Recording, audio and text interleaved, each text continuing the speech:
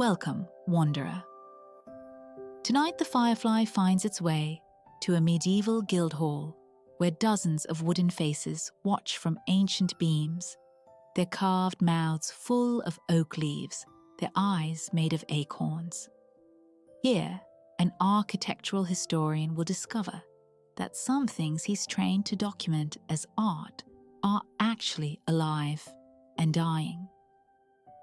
This is a story about honoring old covenants, about the relationship between human craft and the natural world, and about learning that some truths exist beyond what can be measured or proven.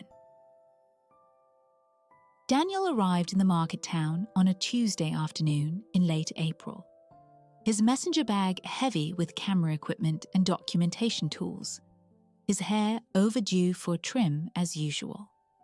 At 34, he still looked more like a perpetual graduate student than an established architectural historian, though his CV listed 3 published papers on medieval woodwork and a commendation from English Heritage for his conservation work. The Guildhall stood at the town centre, a 3-story timber-framed building that had somehow survived 5 centuries of fire, war, and modernization.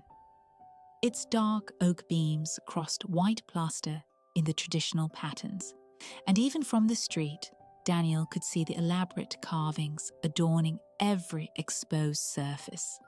Faces, foliage, intricate geometric patterns that marked it as a masterwork of medieval craftsmanship. He'd been hired by Cornerstone Development to document the building's historical features before renovation. The company planned to convert the office building back into a heritage venue, event space downstairs, luxury flats upstairs. It was a good project, theoretically, better than demolition. But Daniel had learned to be cautious about developers who used words like heritage while planning to gut interiors. The project manager, a brisk woman named Helen, met him at the entrance with a hard hat and a clipboard.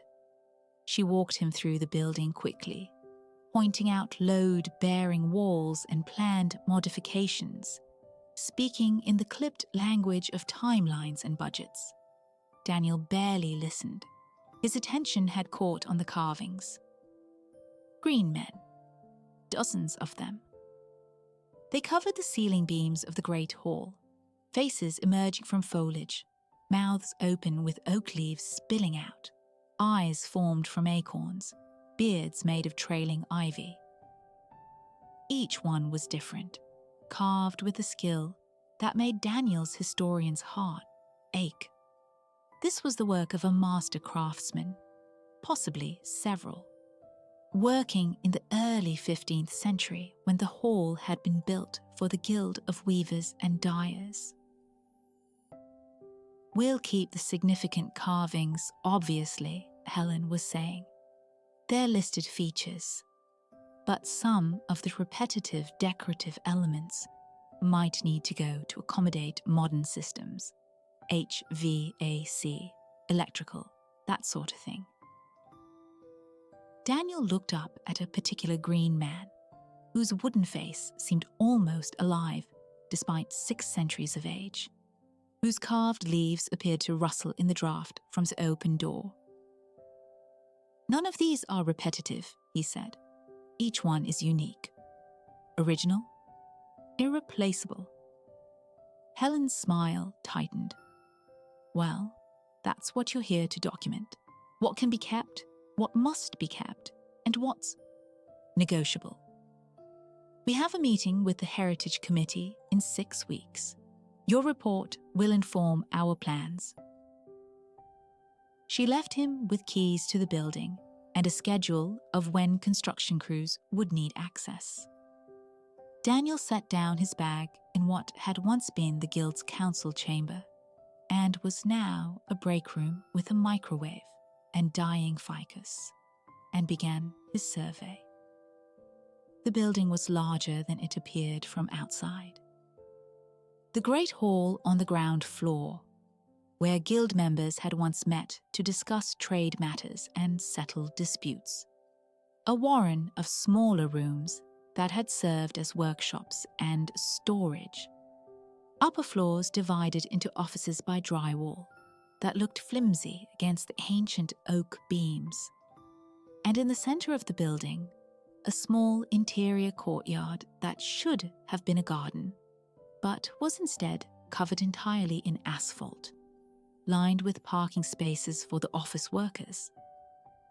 Daniel stood in that paved courtyard and felt something wrong settle in his chest. The space was designed for plants. He could see the old stone borders, the blocked-up fountain at the center, the way the windows of the surrounding rooms all faced inward to what should have been green space.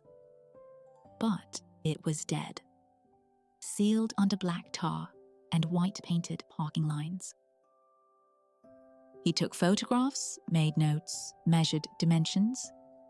Then he went back inside to begin the real work, documenting every carved surface, every green man face, cataloguing them for his report. There were 47 in total. He counted them carefully over the next 3 days, photographing each from multiple angles, sketching the details his camera couldn't quite capture, noting the condition of the wood. And as he worked, he began to notice something odd. The carvings were deteriorating faster than they should be. Wood this old, this well-maintained, should last centuries more. But these faces showed signs of stress beyond normal aging, cracks appearing in previously solid sections, details crumbling that should have been stable, a dryness to the wood that didn't match the building's generally good condition. The worst affected were those whose view faced the courtyard. The green men whose wooden eyes looked out onto that paved dead space were almost skeletal, their carved features worn to near smoothness, their mouths gaping as though gasping for air. Daniel spent his evenings in the town's library, researching the building's history. The guild hall had been built in 1423 by 3 separate craft guilds, weavers, dyers, and carpenters, who'd pooled resources to create a shared meeting space. The building had thrived for 3 centuries, serving as the heart of the town's craft economy, until the Industrial Revolution had destroyed the traditional guild system. But what caught Daniel's attention was a passage in a 1625 town record. The masters of the guild do hereby affirm their covenant with the guardian of the green, that the courtyard garden shall be maintained in perpetuity with native plants and clear water, in exchange for the prosperity and protection granted to all craft work performed under this roof. Guardian of the Green. Daniel photographed the page, though he told himself it was just colourful historical language, a poetic way of saying they'd maintain a nice garden. Except, on his 6th day in the building, working late to photograph a particularly complex carved panel in the Great Hall's ceiling, Daniel saw one of the green man faces move. He'd been standing on a ladder, camera raised, when he caught the motion in his peripheral vision. He turned his head sharply, but the carving was still. A face with oak leaves for hair, acorns for eyes, a mouth full of trailing ivy, the same as it had been in every photograph he'd taken. But the ivy hadn't been brown before. He was certain of it. He pulled up his first photographs of this carving on his laptop. In those images from 6 days ago, the carved ivy was the warm honey color of aged oak. Now it was dark, almost black, dead. Daniel stood on his ladder in the empty hall and felt the hair on his arms rise. Over the following week, he watched. He documented the carving's deterioration with the obsessive precision of someone trying to prove he wasn't losing his mind. He took photographs every morning and compared them to the previous day's images. The changes were subtle. A leaf that had been distinct becoming blurred, a crack extending another millimeter, a face that had seemed peaceful now looking strained. The building was dying, or something in it was dying. He started staying later, working into the evening after the construction assessment team had left. The building felt different at night, more alive in an odd way. The old timber creaked and settled. Drafts moved through spaces that should have been sealed, and the green men's faces seemed to watch him with expressions he couldn't quite name. On a night in early May, while the rain was pattering against the ancient glass windows, Daniel was taking photos of a beam in what had once been the weaving workshop. He noticed something he'd missed before. Carved into the wood beneath the green man's chin, almost invisible with age and dirt, were words in medieval English. He cleaned the area carefully with a soft brush and magnifying glass, then slowly translated, "Guardian of growth, keeper of green things, bound to this hall while the garden breathes." He found similar inscriptions beneath 3 other carvings, all in the same archaic hand. One read, "We who work wood honor the forest's gift." Another, "What grows wild sustains what grows tame." The carvings weren't just decoration. They were what? A promise? A binding? A representation of something that lived in the building. Daniel spent the next day in the town archive, pulling every record related to the Guildhall.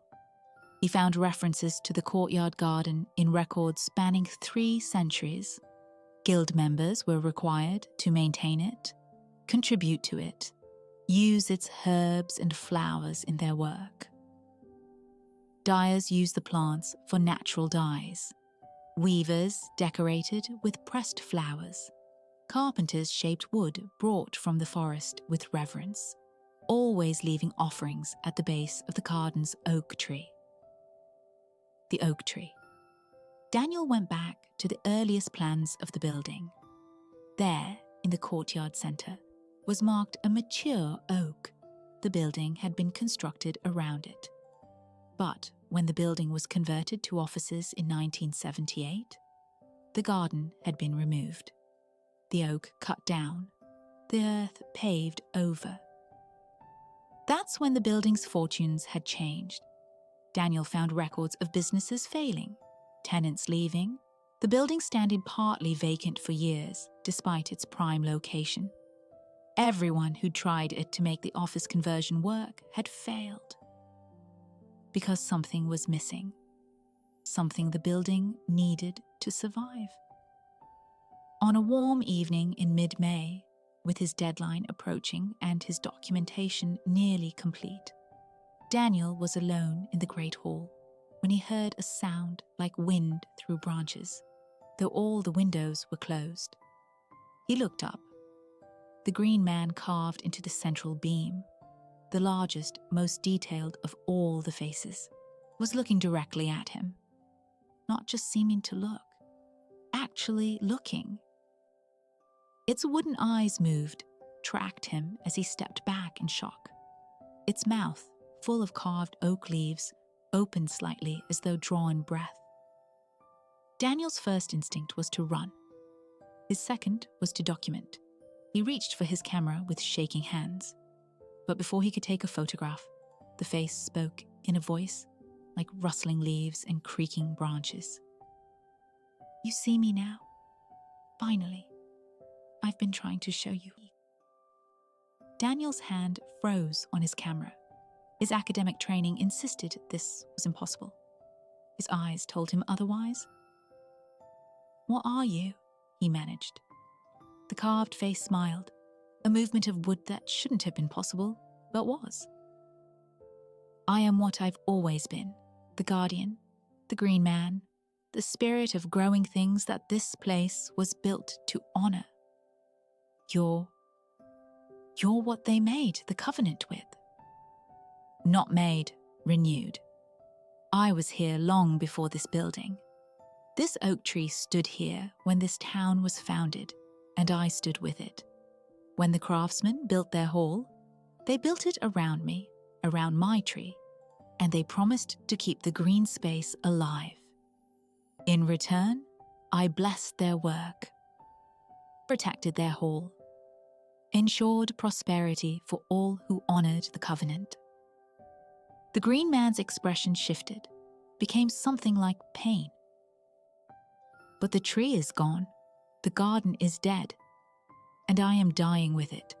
Each year I fade more, and the building fades with me. Can you feel it? The wrongness? Daniel could.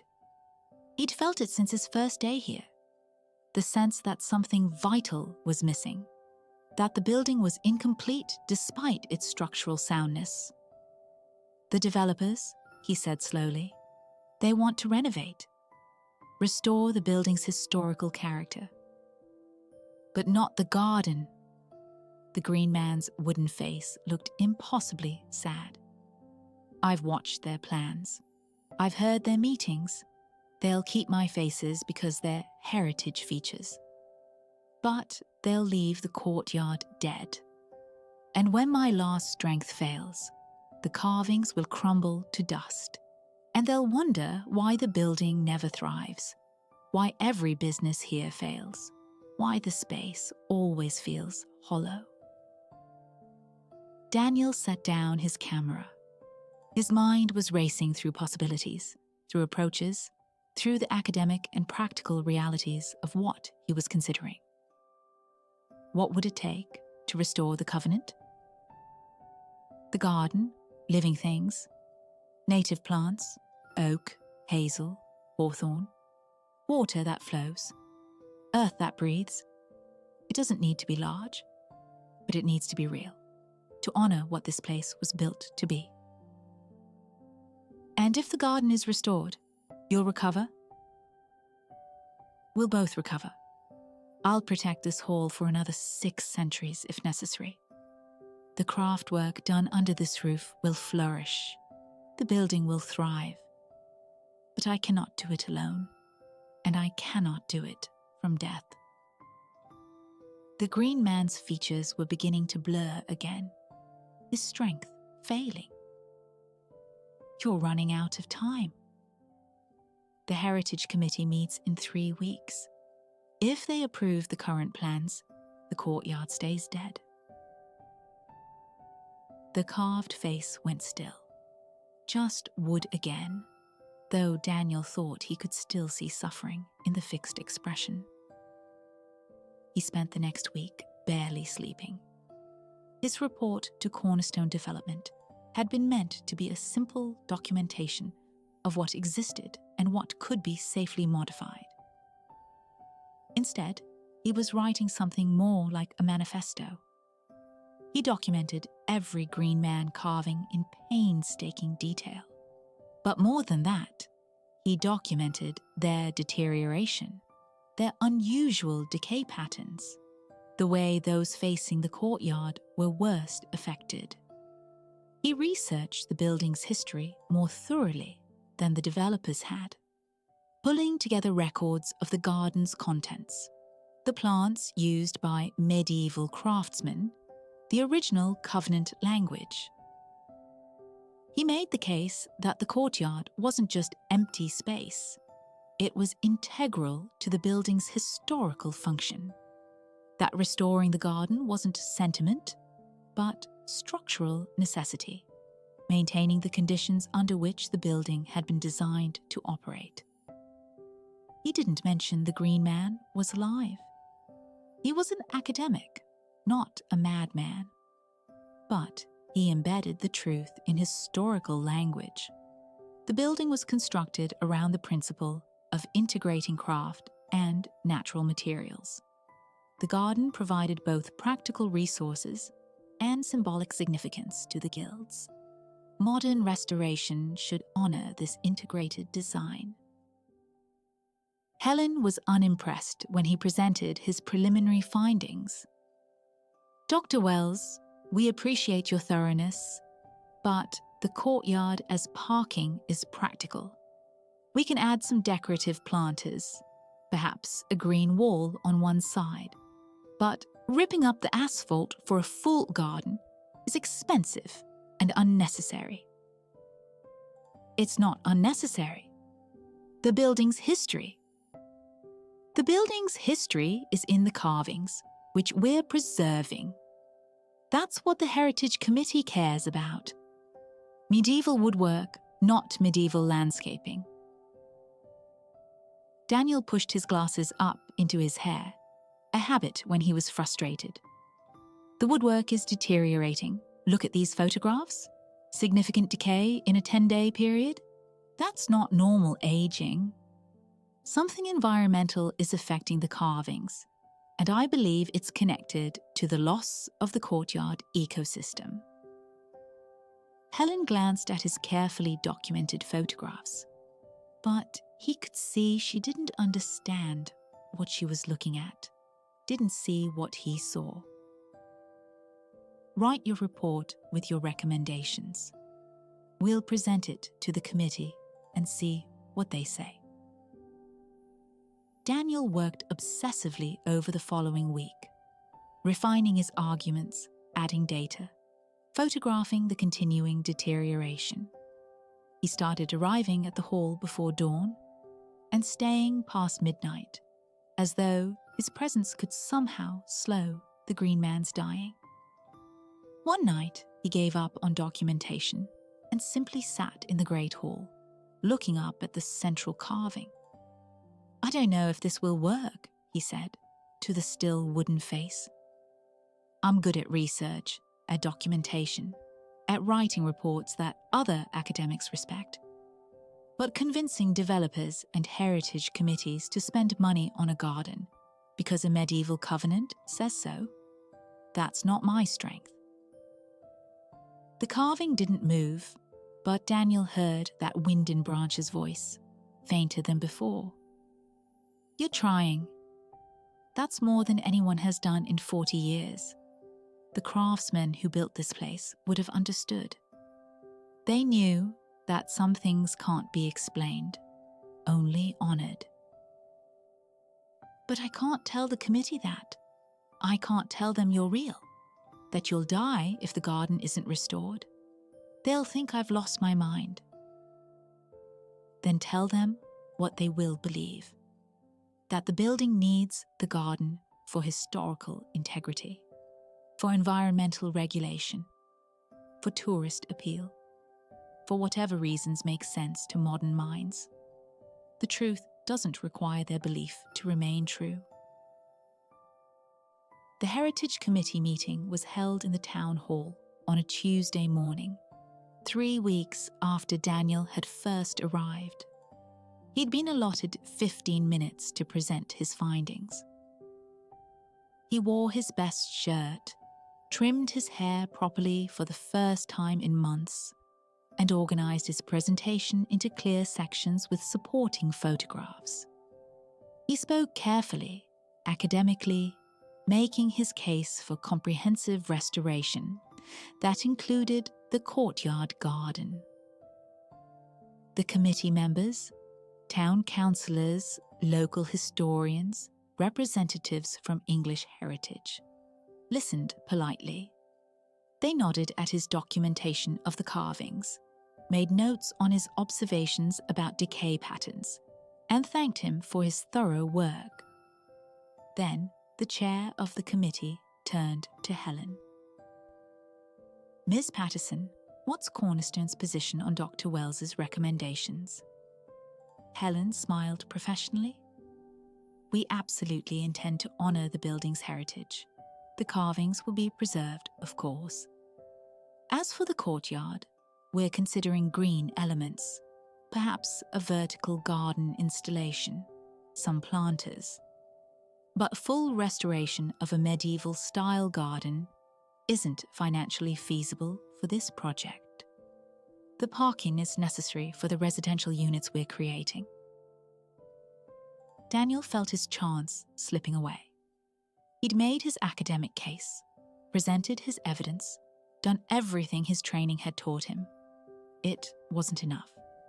He stood, surprising himself. "May I add something?" The chair looked at his watch, but nodded. "Briefly, Dr. Wells." Daniel abandoned his carefully prepared notes. "I've spent 6 weeks in that building. I've documented every carving, read every historical record, spent more time in its rooms than probably anyone alive. And I'm telling you, something's wrong. Not just historically wrong, but fundamentally wrong. The building is dying. You can see it in the woodwork, in the way spaces feel hollow, in the fact that every business that's tried to operate there has failed. The craftsmen who built it understood something we've forgotten, that buildings aren't just structures, they're living systems. They interact with their environment, with the people who use them, with the purposes they're designed for. This hall was designed around a garden, and without it, it's incomplete. Putting in some planters won't fix that. It needs the real thing: living earth, native plants, water flowing. It needs to be what it was built to be. The committee members were staring at him. Helen looked mortified. Daniel realized he'd probably just damaged his professional reputation. But one of the older committee members, a woman with grey hair and sharp eyes, leaned forward. "Dr. Wells, are you familiar with the concept of environmental stewardship in historical buildings?" "Generally, yes." There's growing recognition that heritage isn't just about preserving old stones and wood. It's about preserving the relationships between buildings and their environments. The traditional knowledge embedded in design choices. She looked at the rest of the committee. Dr. Wells is right that this building was designed as an integrated system. The garden wasn't decorative, it was functional, providing materials for craft work, moderating temperature and humidity, creating a microclimate that protected the woodwork.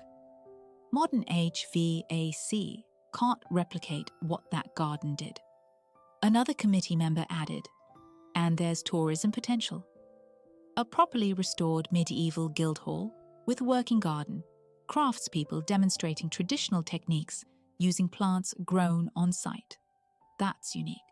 That's a draw." The conversation shifted. Daniel sat down, hands shaking slightly, while the committee debated costs and benefits, heritage grants and tourism revenue. Helen tried to steer back toward the parking, but the momentum had changed. The vote, when it came, was narrow but decisive, 5-3 in favor of requiring full courtyard restoration as a condition of renovation approval. Helen's professional smile was strained as she thanked the committee. Daniel gathered his materials in a daze, barely hearing the congratulations from the committee members who'd supported his position. Outside, Helen caught up with him. "I hope you understand this will significantly delay the project and increase costs. We'll need to bring in landscape historians, medieval garden specialists." "I know someone," Daniel heard himself say. "A colleague who specializes in medieval garden reconstruction. I could consult." "Fine. Send me her information." Helen walked to her car, already on her phone, already problem-solving. Daniel stood in the spring sunshine, holding his laptop bag, wondering what he'd just committed himself to. He was an architectural historian, not a gardener. He documented the past, he didn't reconstruct it. But when he returned to the guild hall that evening, the building felt different, lighter somehow, as though it had been holding its breath and could finally exhale. In the great hall, he looked up at the central green man carving. The wooden face was still, but Daniel thought he saw something like relief in the carved features, something like hope in the eyes made of acorns. "We're going to restore it," he said to the silent hall. "The garden, everything. It's going to take months, maybe a year, but it's happening." The wind through Branch's voice came soft but stronger than before. "Thank you for believing when belief was difficult, for speaking when silence would have been easier." "I almost didn't. I almost just wrote my report and walked away." "But you didn't. That's what matters. You chose to honor what you found here, even when it challenged what you thought you knew." Over the following months, Daniel became more involved in the project than he'd ever intended. He consulted on the garden design, researching medieval plant lists and period-appropriate layout. He recommended craftspeople to restore the carvings properly. He found himself visiting the site weekly, then twice weekly, unable to stay away as the transformation progressed. The asphalt was removed in June. Workers broke through to the earth beneath, compacted and poisoned, but still earth. Soil specialists were brought in to test and amend it. In July, the stonework of the original garden beds was uncovered and restored. A fountain, long dry, was replumbed with recirculated water. And in August, the planting began.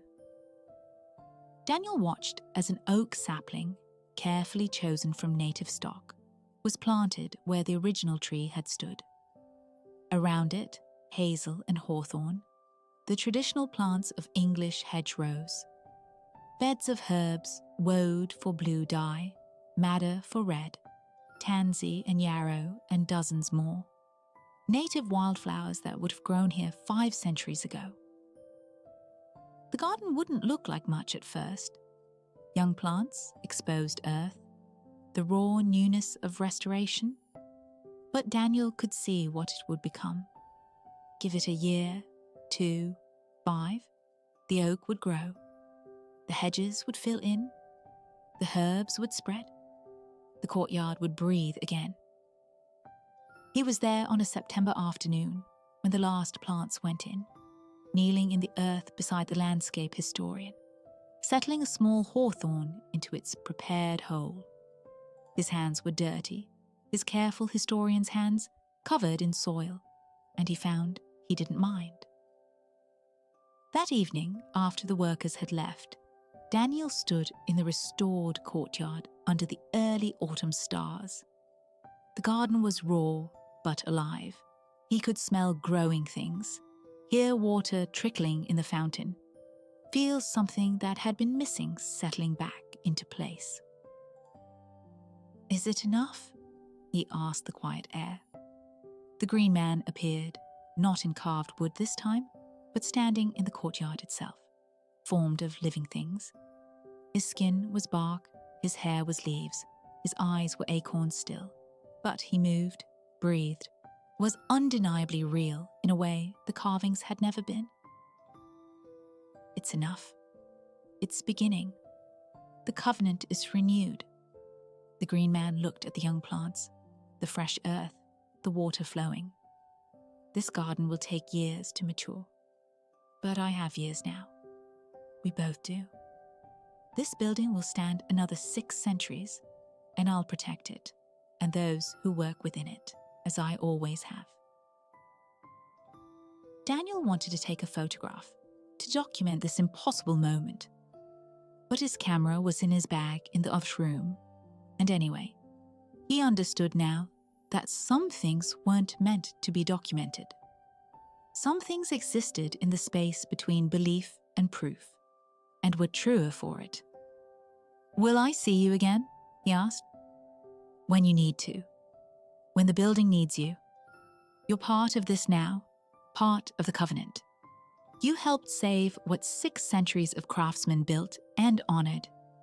That binds you to this place, whether you intended it or not." The Green Man smiled, and Daniel saw the same expression he'd first documented in carved wood. The face he'd spent weeks photographing and measuring and trying to understand. "Thank you," Daniel said, and meant it more than he'd meant any words before. Green Man nodded and dissolved into leaves that scattered on a wind that shouldn't have existed in this enclosed courtyard. And Daniel was alone with the young garden and the old building and the understanding that his documentation project had become something else entirely, a restoration of more than just wood and stone. He left the Guildhall that night knowing he'd be back, not just to monitor the restoration, though he'd do that, but because some part of him belonged here now, bound by belief that defied his training, by commitment to honoring what existed beyond what could be measured. In the great hall, the carved green men's faces looked healthier than they had in weeks. The cracks had stopped spreading. The wood had regained its warm, honey color, and in the central beam, the largest face seemed almost to smile. A guardian restored, a covenant honored, an ancient promise kept by someone who'd learned to see beyond his documentation. The garden would grow, the building would thrive, and Daniel would visit through the years, watching the oak sapling become a tree, seeing the craftspeople who'd eventually work in the renovated spaces, knowing he'd helped preserve something rare, not just historical architecture, but the living relationship between human craft and the natural world that sustained it. Some things couldn't be measured or documented, yet they remained true. Some relationships between human craft and the natural world existed before modern understanding and would persist long after. The carved faces in their beams had watched generations of craftspeople work beneath their gaze, and they would watch generations more. Daniel locked the Guildhall's door that night, his hands still carrying traces of garden soil. In the darkness behind him, the carved guardian rested in the ancient oak, and the young garden breathed with new life, and the building settled into its restoration, like something finally made whole again. The work would continue, gardens needed tending, covenants required honoring, old promises asked to be kept. But the hardest part was done. What had been broken was mending. What had been dying was learning to live again. The young oak grows in the courtyard now, and the carved faces rest easier in their beams, guardians restored through one man's choice to honor what he found. We learn that buildings are more than structures. They're living relationships between stone and soil, craft and nature, human promise and ancient patience. And we discover that sometimes the most important work we do is remembering what others have forgotten, speaking for what cannot speak for itself. Sleep well, dear wanderer. May you find the courage to honor old promises, and may you recognize the guardians that watch over the places you love.